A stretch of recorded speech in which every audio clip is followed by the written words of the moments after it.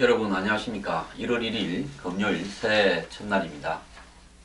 간에 평안하시고 복 많이 받으십시오.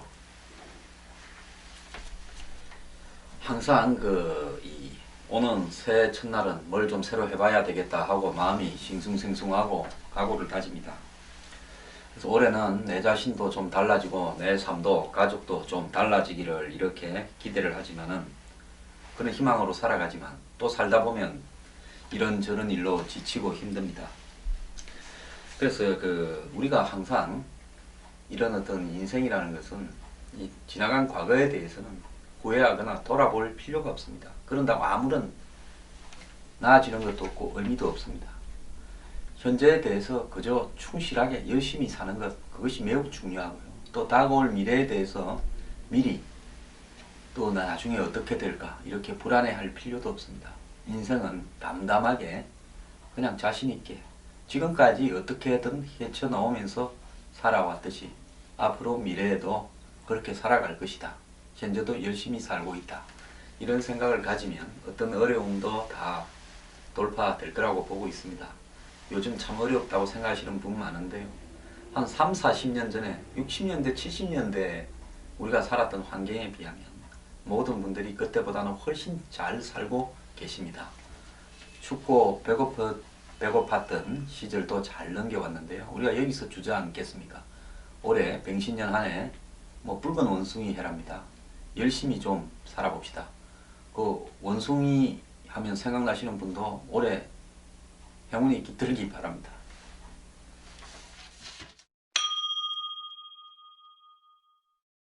섣달 금날 새해 초하루부터 시끄럽습니다.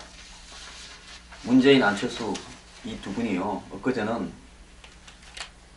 김건태 사주기 추모식장에서 만났는데 두 사람이 서로 몇 분 동안 딴전을 보고 손가락을 쪼물락거리고 참말로 어색해 하더니만 마지못해 신당 잘 돼가냐 이렇게 형식적으로 몇 마디 나누다가 또 침묵하고 참 두 분 다 숙기도 없고요. 또 융통성도 없고 유들유들하게 배짱을 가지고 정치를 할 그런 타입들도 못 되는 초선 의원들입니다. 양 초선 의원이 야당을 엉망진창으로 만들고 있는데요. 두 분도 올해 새해에는 좀 기성 정치인다운 그런 모습을 좀 보여야 됩니다. 지금 정치를 한 지가 3년차가 이제 넘어서 4년차에 접어드는데 언제까지 아마추어처럼 정치를 하시겠습니까? 올해는 두 분 다 좀 유들유들해지기 바랍니다.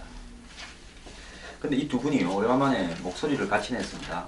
위안부 합의는 외교 참사라고 소리를 높였는데요. 아니요, 요즘 갈수록 소리가 커지는데 믿는 바라도 좀 있는지 모르겠습니다. 그래서 자신의 트위터에 글을 올려 협상에서 일부 진전된 부분도 이것을 마지막이라고 선언함으로써 도저히 수용할 수 없는 것이 되어버렸다. 역사적 상처는 정치적 선언만으로 최종적 불가역적으로 해결할 수 없다. 이러면서 그런 문구를 우리 정부가 요구했다니 국민과 국익은 안중에도 없는 언행이다. 국제사회의 조롱을 받는 박근혜 대통령의 외교적 참사는 씻을 수 없는 역사적 패배로 기록될 것이다 라고 했습니다. 문재인 대표도 립 서비스와 돈 몇 푼으로 일제가 저지른 반인륜적 범죄의 면죄부를 줄 수 없다 하고 이번 행상을 강하게 비판했다고 합니다. 이에 또 문재인 대표는 이 위안부 피해자 할머니들을 위한 재단 설립 자금 100억 원을 국민모금운동을 제안했습니다.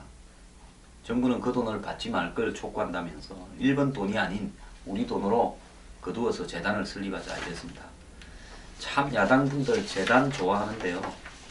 알만한 분들이 지금 90이 다 돼가시는 위안부 할머니들 찾아가서 그렇게 막 자극하고 섣달 검은 날부터 새해 맞이해서 마음을 정결하게 하기보다는 이렇게 독서를 퍼부었어야 되겠습니까? 안철수 의원은 김대중 대통령의 그 통일 외교 정책을 따르겠다고 건너가 고문한테 얼마 전에 그랬는데요. 김대중 대통령은 일본 왕을 천왕이라고 부르고 위안부 문제에 대해서는 한마디도 안 했습니다. 문재인 대표 노무현 대통령은 자기 임기 중에 과거사 문제를 제기하지 않겠다고 말을 했습니다.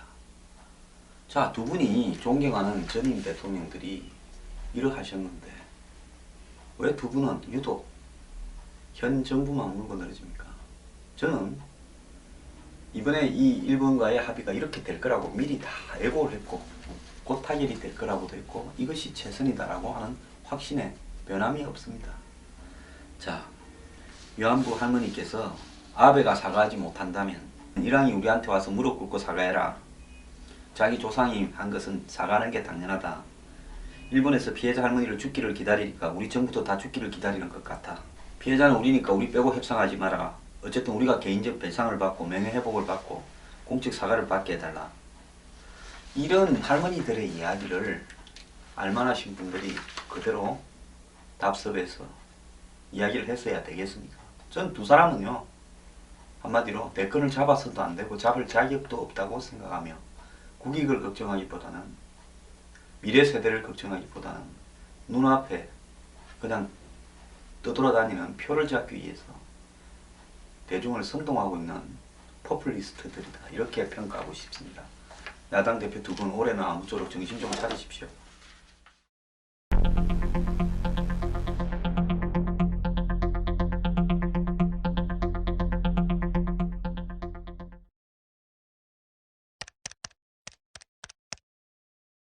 어제 섣달 검은 날 청와대는 정면 돌파를 하기로 하고 합의 3일 만에 다시 담화문을 발표했습니다. 자, 위안부 합의 관련해서 대통령이 총대를 메고 결정을 했다. 자, 이 부분에 대해서 어떠한 다른 해결책을 찾는 것도 불가능하다. 그리고 지금 합의가 상당히 진일보한 부분이다. 그리고 지금 반대하거나 선동하는 사람들의 주장대로의 합의는 영원히 안 되는 거다. 라고 분명히 이야기를 했습니다. 그리고 재협상은 불가능하다고 선을 그었고요. 그 다음에 이번 합의 이후의 한일 관계의 재구성에 대해서 관계 개선에 돌입했다. 그리고 이런 문제를 선거로 끌어가서 4월 총선에 한번 현 정권을 뒤집어 보겠다라는 부분에 대해서도 선제적으로 대응해야 하겠다. 이런 입장을 밝혔습니다. 잘한 일이라고 보고요. 잘했다고 이렇게 생각하는 일에 대해서는 자고우면할 것도 없고 돌아볼 필요도 없고 일시적인 지지율이나 찬반에 흔들려서도 안 됩니다. 박 정권은요, 좀 단호한 측면이 있어야 됩니다.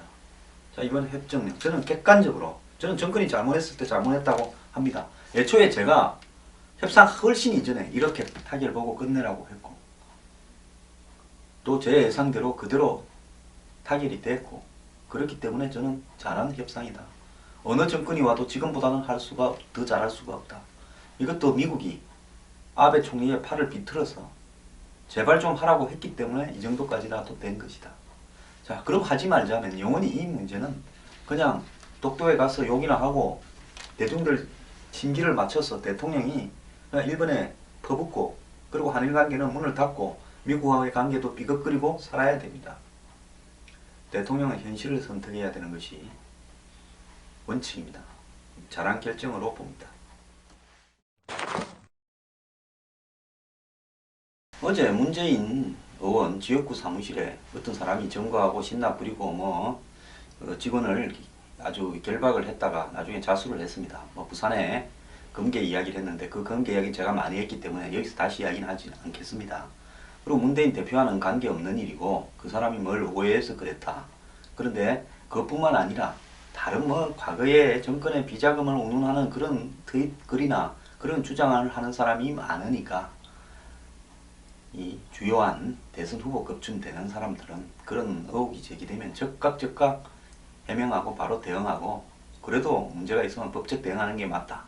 이야기를 했는데 어제 그 표창은 씨 범죄 심리학자에다가 이번에 이 더민주에 들어가서 정치인이 됐지 않습니까? 이분이 어제 MBN 방송에 나와서 김영크 앵커를 상대로 시원한 소리를 했다. 이 문제를 가지고요. 이러면서 화제가 되고 댓글이 수백 개 수천 개 뜨고 난리가 났습니다. 야권 지지자들이요. 그러면서 이제 어떤 평론가는 무슨 해명하고 이래야 된다라고 제가 말했다고 이렇게 댓글도 달는 것 같은데 제 말한 일은 이런 것이 떠돌아다닌 지 이미 오래되었습니다. 금을 빼돌려서 대선 운동했었다.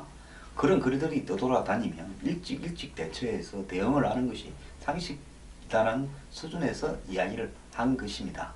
제 말이 뭐가 틀렸습니까? 근데 표창원 씨가 말한 부분에 제가 조금 오류를 지적하려고 합니다.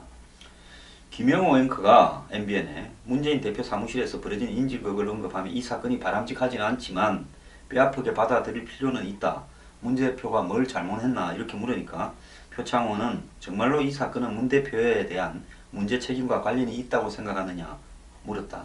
김 앵커는 당황하며 저분의 이상한 행동이라고 몰아붙이기엔 하고 말을 흐렸다.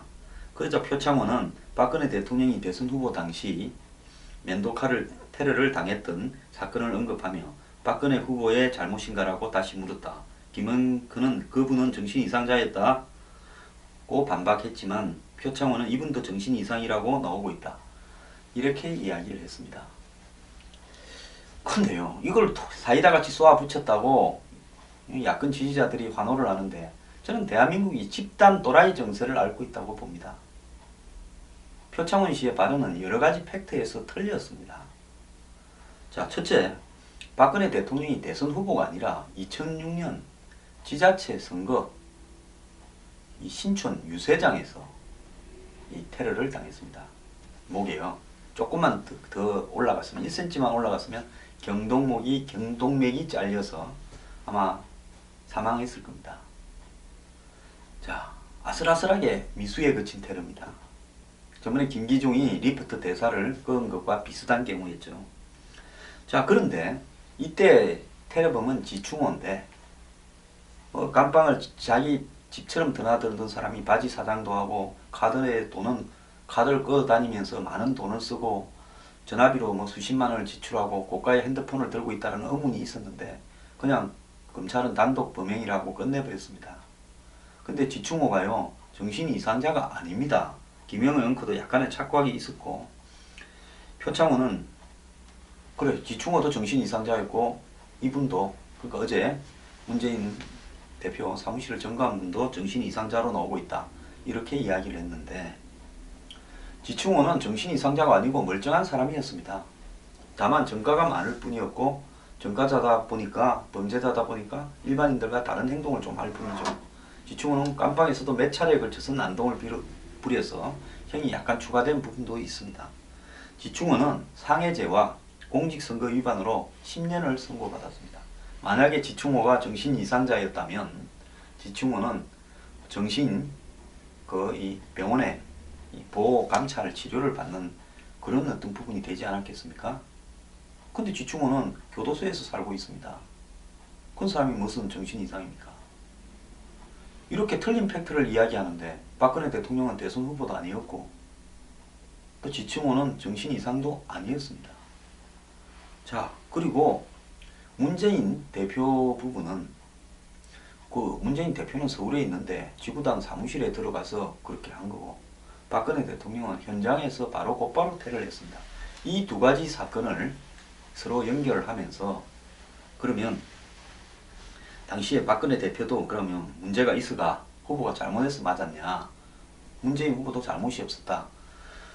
그러니까 뭐 어떤 사람이 잘못해서 그런 일이 있다 없다라고 하는 부분에 관련해서 박근혜 후보를 건 지충호는 박근혜 후보에 대해서 예를 들어서 왜 범죄를 저질렀는지 그 원인이나 동기가 제대로 조사되지 않은 채 끝나버렸습니다. 저는 그걸 매우 의아스럽게 생각합니다. 그런데 어제 문재인 대표 사무실에 들어간 사람은 명확한 동기가 있었습니다. 형이 다큐 작가로서 이 문현동의 금괴를 갖다 탐사한다고 엄청나게 많은 돈을 끌어들였고 제 아는 사람도 거기에 속아서 참가를 했었다고 들었습니다. 근데 이 사람은 그분의 동생입니다. 그런데 아마 그쪽에서 이 금괴가 안 나온 부분에 대해서 돈을 댄 사람들한테 뭐라고 핑계를 대야 되니까 노무현 정권에서 금괴를 빼돌렸다. 그리고 대선 자금으로 썼다. 이렇게 누군가는 말을 했을 수 있겠죠.